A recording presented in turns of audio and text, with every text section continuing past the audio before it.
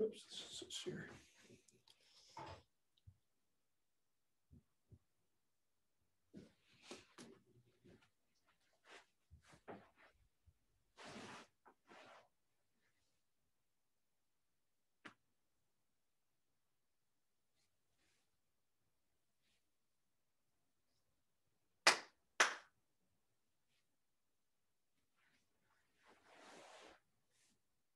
Onegaishimasu.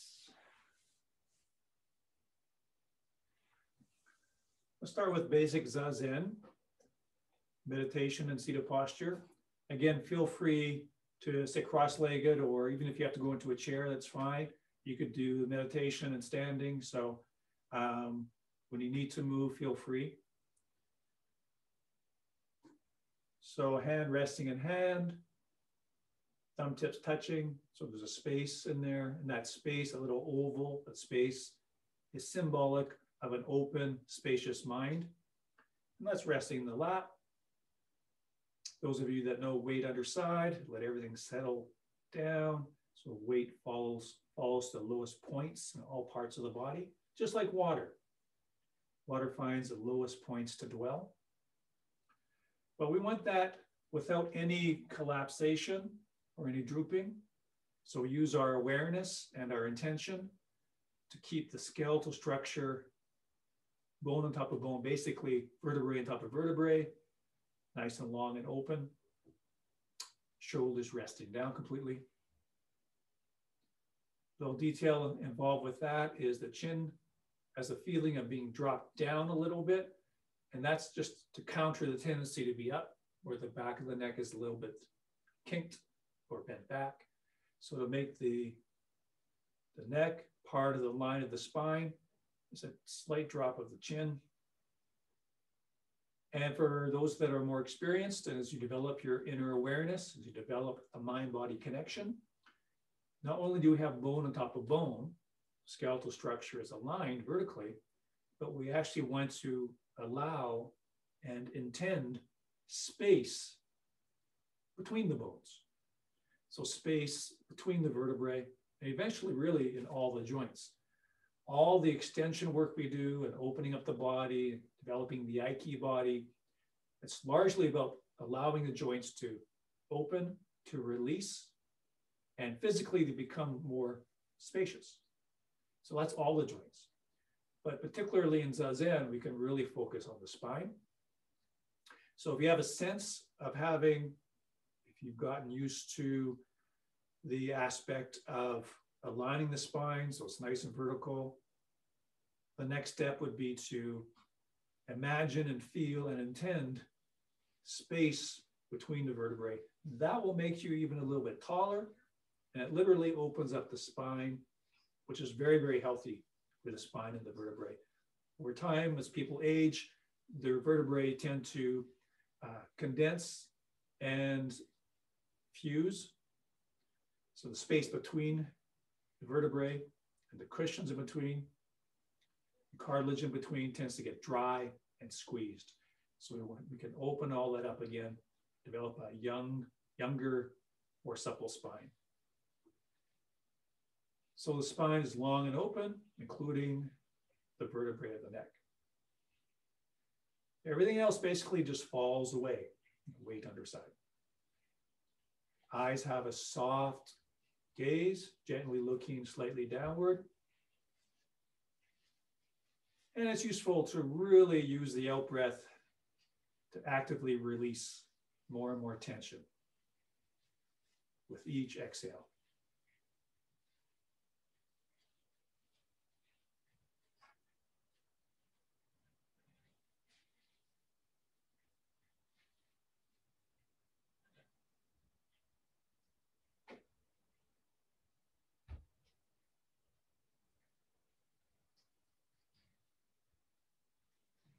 So our focus is very filled with the body, the breath in the belly,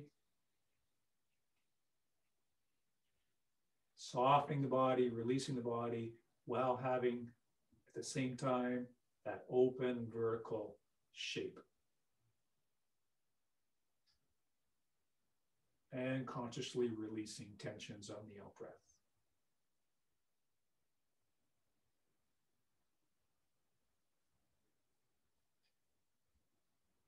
Good.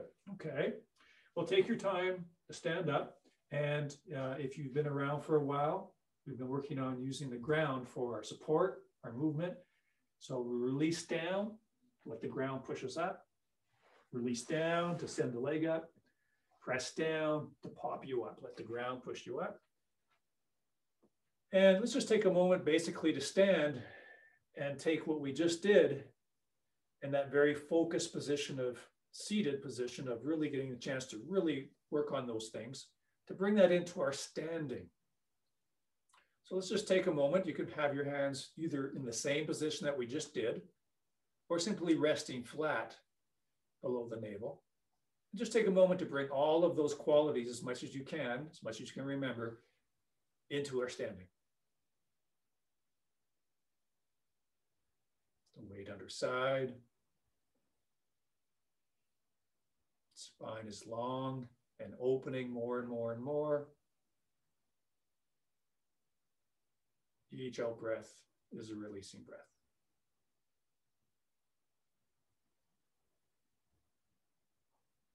And we actually want to maintain that as we go into movement. So when we go into movement and technique, what tends to happen is we start to crunch down, we start to contract and tense. And a big part of the internal martial arts, very different than external martial arts. External martial arts are very conspicuously tensing. They're using on purpose, they're using muscular contraction, very tight. It's a different technology. It's a different approach, totally different way. Internal martial arts, rather than contracting, literally we're going the opposite direction. We're opening the joints rather than contracting the joints, and we're bypassing the muscles to a large degree to use the connective tissues, tendons, ligaments, and fascia. Completely different modality, completely different technology.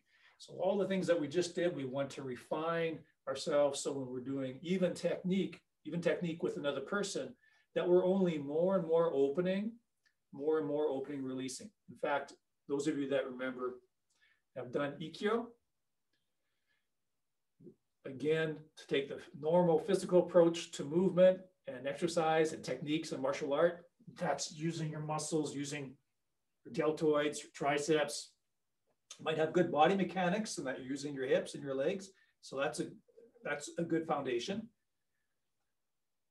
But with the internal arts, rather than using our muscles and using good mechanics to have superior power over the other person. Now we do want good mechanics and good alignment, but the approach from there on is different. We want to open and release. So if you imagine doing Aikido, we do exactly what we just did in Zazen, exactly what we did in our standing practice. I drop the hips to open the spine. This lengthens and opens, which lengthens and opens the other joints. And that becomes my extension of movement to create Aikido. So it's not overpowering of the person. It's having a more pure movement and alignment, more refined state of being to deal with a physical interaction. So very different process. So let's just go into Minucci and see if we can keep all those things as much as we can. Notice when you lose some of those things, when you pull in, when you tighten in, when you're leaning forward, obviously I'm not vertical anymore and my back muscles are clenching and tightening. Can I stay open and long? Can I stay open and long? So just basic Minucci. Again, those of you with more experience, hanging from the string, using the ground to shift the weight. I press down to send me forward, press down to send me back. And that's, the arms are not doing this. The arms are not doing this. It's coming from the legs, ultimately really from the ground. And my shoulder joints only open more and more. And so the arc becomes bigger and bigger and bigger without leaning forward, of course.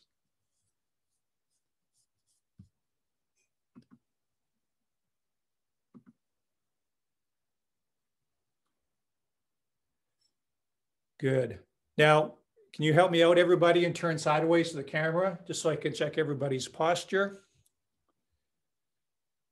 Yes. Good. I'm seeing some straight backs. And can we have a look at that, Breton? Yeah, I'm seeing some really good straight backs there. Okay, Breton, that looks really good. Okay, now everybody, let's add the turn. So Breton, the turn is called tenkai. Tenkai means turn. And the specific mechanics of that is I shift the weight back, turn on the heel, turn on the other heel, shift the weight forward. So I go from forward stance to forward stance. I shift back, turn on the heel, shift forward. I want to keep my knees bent or hanging from the string so I don't bob up and down. So Minucci with that turn, tenkai. More experienced people, watch out when you're pulling in. Make that arc, the feeling that's getting bigger and bigger each time. Energetically, that arc is getting more spacious and bigger. And that's both the arc up and the arc down. That back heel stays flat, right? You're pushing off that back heel so the ground can push through your skeletal structure. Okay, Breton, that's very good. Okay, let's do Funakoki Endo. Let's go with back and forth first. We won't do the turn yet. So Funakoki Endo. In English, that's boat rowing. So you can kind of see why it's called that. So one of the details we talked about is it's slightly in. I'm going to exaggerate a bit so you can see. Slightly in and rolled. And now I'm exaggerating so you can see the shape. In towards each other and rolled. You come back, it's flat, wrists underneath or knuckles on top. Knuckles under, knuckles on top. Knuckles under, knuckles on top. Of course, that's coming from the body movement. And this slight inward roll adds a spiral. So you're adding another vector of force, which it makes much harder for the person to hold on and be secure with their grips.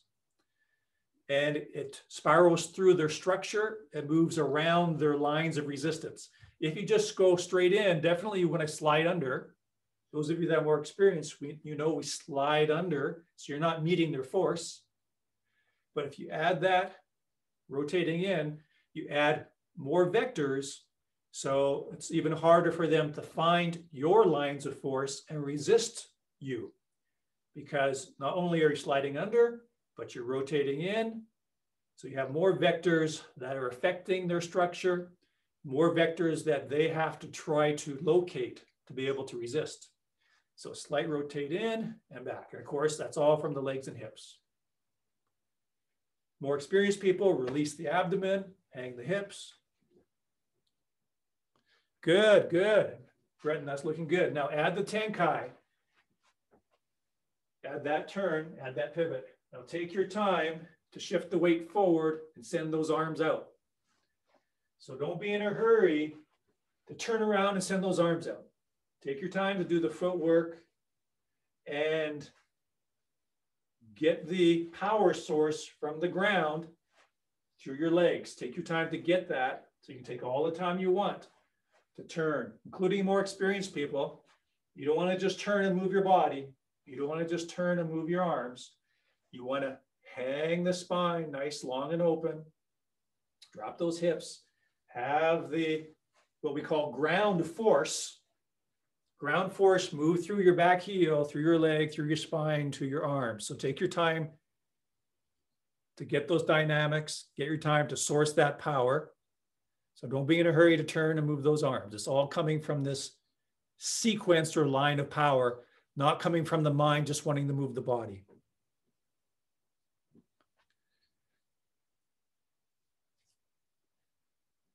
Excellent. So Breton, that's looking very, very good.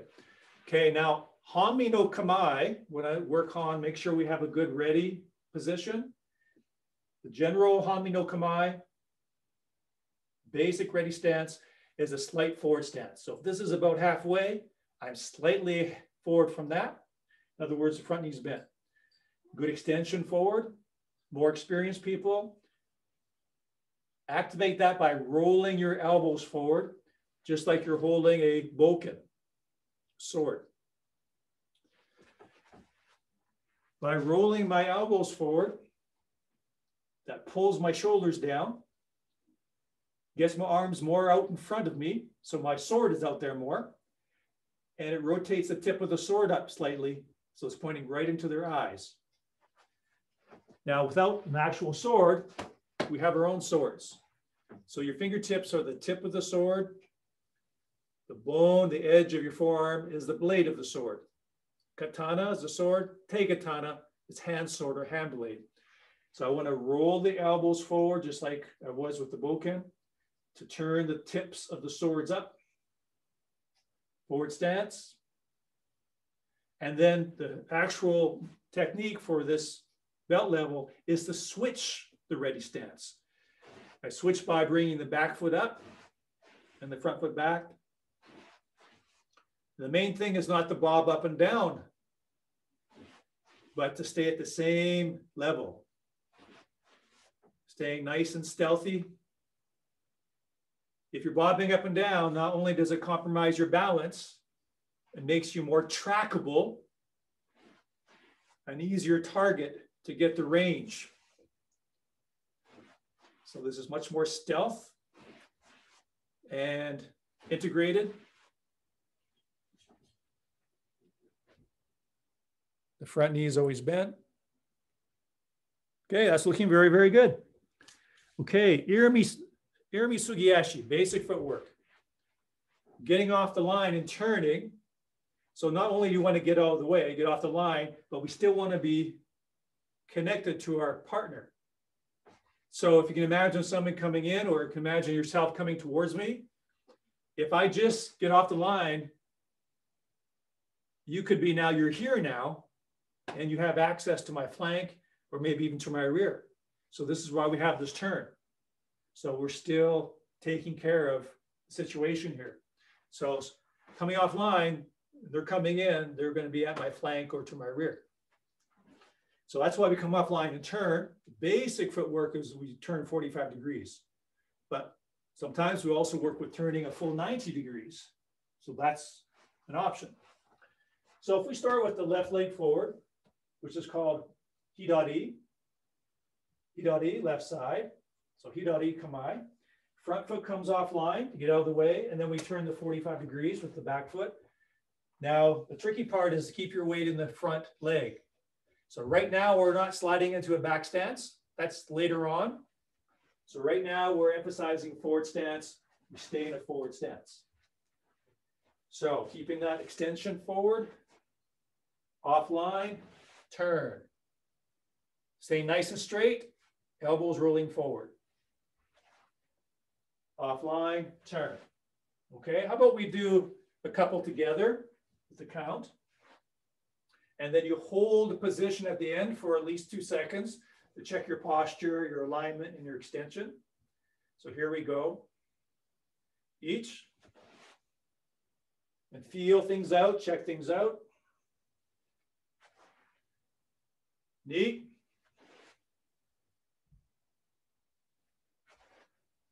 San, forward stance, forward stance. Shi.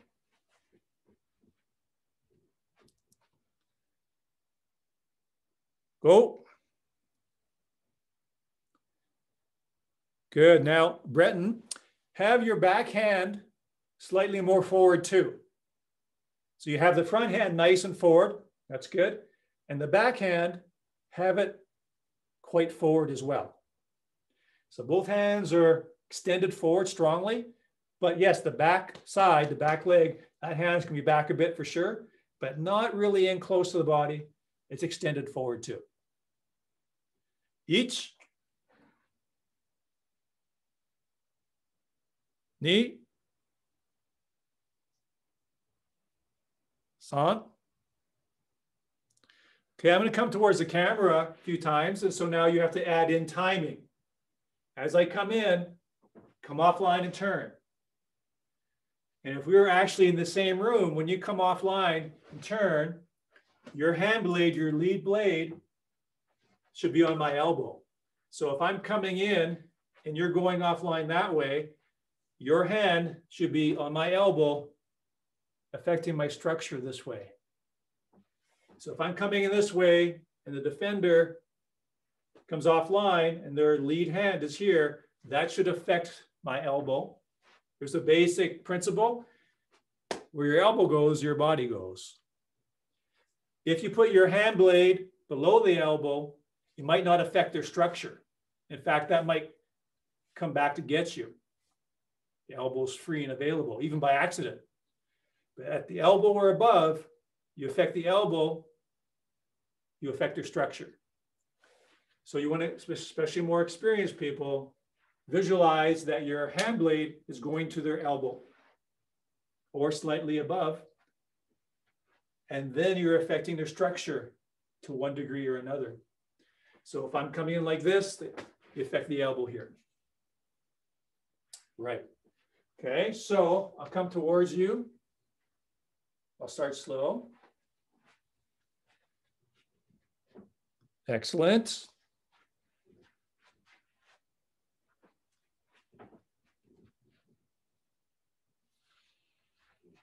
Once more, I'll come a little faster. Excellent. So that really does engage the mind and your awareness. Even though it's virtual, the brain reads it as real. I don't know if you've noticed that, but you really have to, it almost puts you on edge. You kind of get charged up, more alive. I don't know if you noticed that or not, because the brain reads it as real. So make it real. Actively make that good training, actively make it intensive training, even when I'm coming slow. Because again, doing slow work, slow techniques, slow movement is actually more intensive and is deeper work mentally and physically. So for example, even if I'm coming to the camera very slow, it should be more and more intense for you, especially more experienced people. Okay, now go to the other side, switch your stance to the other side. And we'll just do a few with the count. Ready? Each. Good. And then Breton, let's have that back hand a little bit more forward, almost up to the front hand. Neat. San. Okay, and just another detail. Now, Breton, I can't see your feet, but it looks like you can maybe move your front foot over a bit more. Let me show you. So I don't want to just turn. I want to step off and then turn. I want to step offline with the front foot, then turn. I want to get off the train tracks and then turn. So please, everybody do a few on your own, just on your own time. So you step off first with the front foot, then you turn. Yes, Breton, that's correct.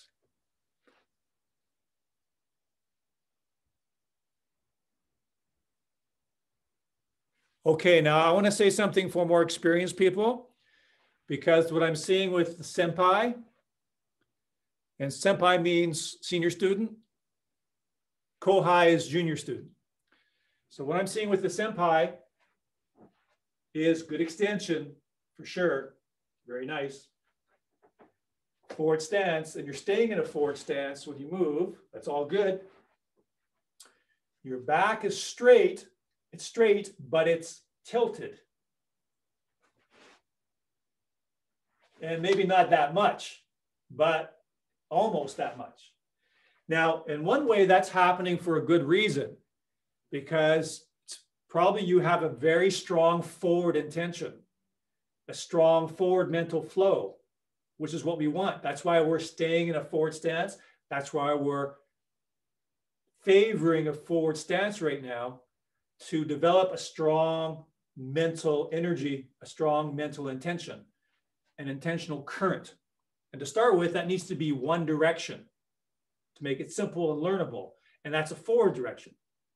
But if I have a strong forward mental current, which is good, that might tend to create this because I'm going so strongly forward.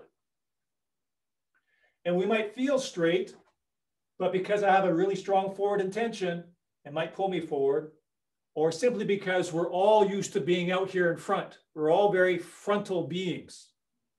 Everything we do is in front. And so we tend to be frontal beings. And so our back sense, our back awareness, our back energy, our back body is underdeveloped. So I would like all the more experienced people to send your mind back as much as you're going forward. And that will tend to straighten you, and it evens you out, balances you out. It's also very martial. You become more aware of the space around you. So literally, it's harder for anyone to sneak up on you. It's harder for you to be surprised by something or someone from behind. You can literally open up the sense behind you. There's parts of the brain that you can wake up again so that you're sensitive and aware of activity or the space behind you. So more experienced people, when you're doing this movement, I want you to feel behind as much as you're feeling forward. Feeling behind as much as you're feeling forward. And notice if that changes the line of your spine. Notice if you can sense that the angle of your upper body is changed because of that. And again, you're opening up more of your brain. You're opening up more of your energy body. You're stimulating that back sense, developing that back sense, the ability to sense in more space around you. Excellent. Okay. I'm come towards the camera a couple times.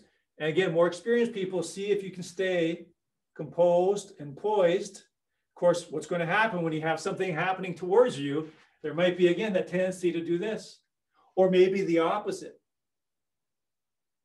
So this backal awareness, that's even with the frontal awareness, will tend to even you out, balance you out, make you integrated and more composed, pristine, more poised. Okay, here we go.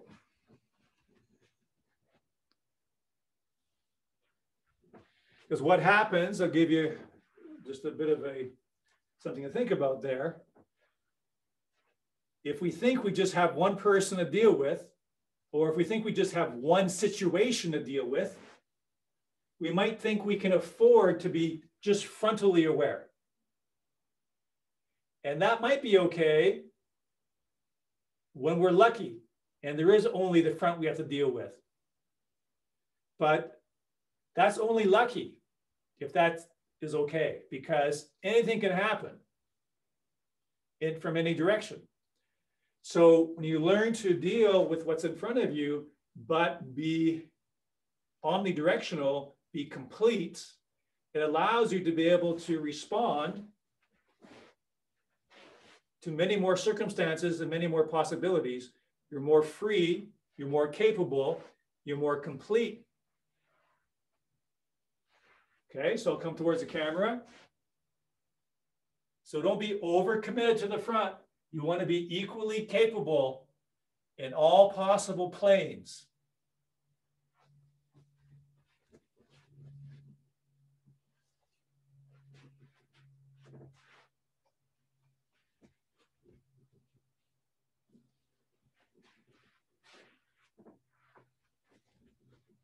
Equally alive, equally aware, front and back, equally active, front and back. Okay, now I'm going to throw something else in here. This will be good for everybody, but it's especially for Senpai, because we're working on this back is as important and viable as the front. So what I'd like you to do is, when I come towards you, you do this movement we just did, but then do Tenkai to the back and Tenkai back here again to reflect and to gesture what's going on in your mind.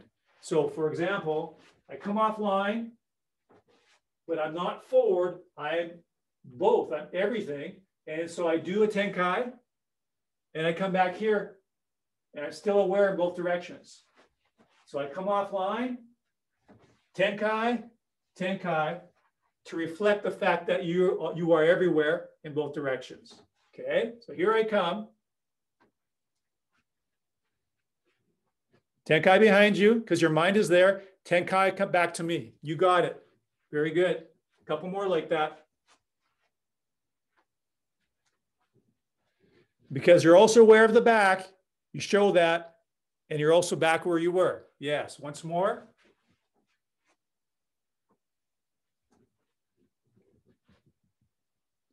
Excellent.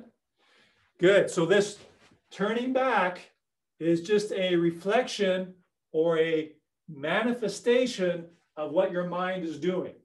It doesn't mean you always have to turn back, but you are able to do that at any moment because you're already there. So that's a big part of Aikido and internal martial arts. You are already there. There's this big concept of already there. Of course, that's on the level of mind, on the level of energy. So for example, if I'm moving here, I'm already there mentally, intentionally. I'm already there, my body follows. If I'm doing any movement, Minuchi, I'm already there, my body follows. By the way, senpai, more experienced people, when we do Minuchi in 4 directions or 8 directions, that's a big part of what's happening in that kata, in that training, in that I'm already there. Here's a more simple way of putting that, and it's a very common phrase in Aikido and internal martial arts. The mind leads the body. The mind leads the body. So just basic Minuchi, mind moves, the body moves. The mind moves, the body moves. Mind moves, the body moves. So the mind drags the body. The mind leads. It's not an empty movement and my mind catches up. It's the opposite. The mind leads. The mind leads. And eventually you feel that it moves your body. That old saying, East Asian saying, the mind is host, the body is guest. The mind is host, the body is guest. So my mind moving is what moves my body, not my body. Okay, so offline, move your body, turn. Move your body, turn back. Offline, move your body because your mind has already moved. Your mind has already moved and your body is moved by the mind.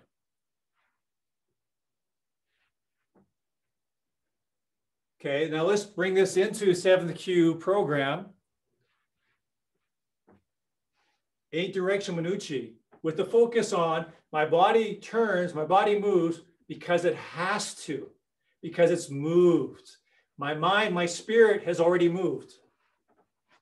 And that moves my body. So this concept of you're already there.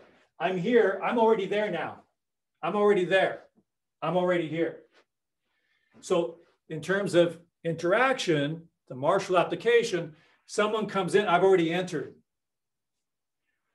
Here's a very gross, basic idea. Someone comes in like this, I'm gonna get you, big. And that's not an uncommon attack. It's big, it's wide. I'm already in.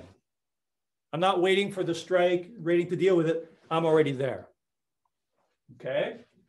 So, each, ni, you're at the next place. San, you're at the next place. Shi, back corner, you're already there. Tenkai to the left, you're already there. Step to the front corner, you're already behind you. One more time. The front, you're already to the rear, already to the right, already to the left. You're already into the corner. You've already turned. You've already stepped. You've already turned. back to the front. And consciously coming to your center, breathe in, breathe out. Okay, let's bow up.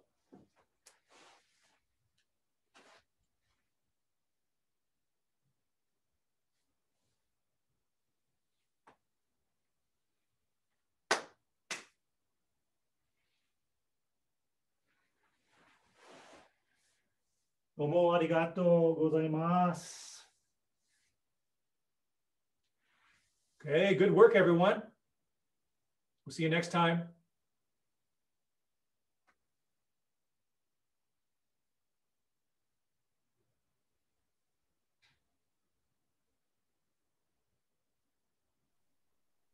Thanks, Sensei. You're very welcome. Breton, fantastic work. Next class, we'll look at the other movements. You're doing very, very good.